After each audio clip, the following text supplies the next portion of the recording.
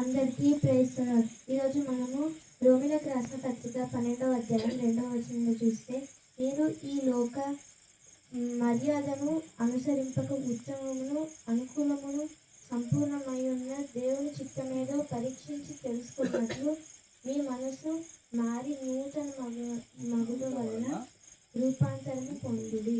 అంటే ఇక్కడ దేవుడు మనతో ఏమని చెప్తున్నాడంటే, మనము దేవుని చిత్తం ఏంటిదో మనం తెలుసుకోవాలి. అంటే మనం ఏ పని చేసినా కానీ, అంటే ఇప్పుడు కొలంపాక ప్రేయర్ డే ఉంది, దానికోసం మనం సిద్ధపడుతున్నాము. ఏ పని చేయాలన్నా ఫస్ట్ దానికి దేవుని చిత్తం ఉండాలి. దేవుని చిత్తం లేకపోతే దయ్యం వస్తుంది మన జీవితంలోకి. అందుకని మనం చేసే ఏ పనిలో అయినా మన దేవుని చిత్తం ఉంటే అది ఎట్లయినా కానీ సక్సెస్ అవుతుంది. అంటే ఇప్పుడు మనం చేసే ఏ చిన్న పనైనా కానీ కూడా చాలా గ్రేట్గా అవుతుంది. ఎప్పుడైతే మనం దేవుని చిత్తాన్ని తీసుకుంటామో, దేవుని చిత్తం మన లైఫ్లో నెరవేరాలని కోరుకుంటామో, అప్పుడు మనకు అది నెరవేరుతుంది. ఇంకా మనం మొదటి యోహాను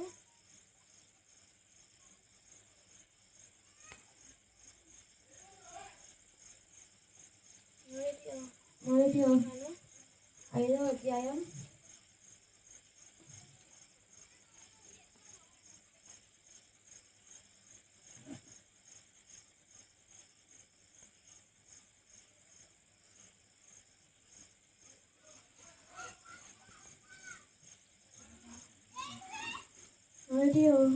2వ అధ్యాయం 17వ వచనంలో చూస్తే ఇక్కడ దేవుడు మనకు చెప్తాడు, లోకంలో దాని ఆశలను గతించున్నవి, దేవుని చిత్తము చేయువాడు నిత్యము నిలిచి ఉండును.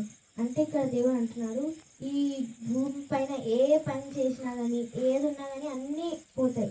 కానీ ఎప్పుడైతే దేవుని చిత్తం ఉంటుందో అదొక్కటే మన లైఫ్లో ఉంటుంది. అంటే ఇంకా వేరే మత్తయిలో కూడా దేవుడు చెప్తాడు, ఏమని చెప్తాడంటే, ఈ లోకంలో ఏవి పోయినా కానీ దేవుడి వాక్యం మాత్రం మనతో ఉంటుంది. అంటే మనం ఏ పని దేవుని చిత్తంతో చేసినా కానీ అదంతా సక్సెస్ అవుతుంది.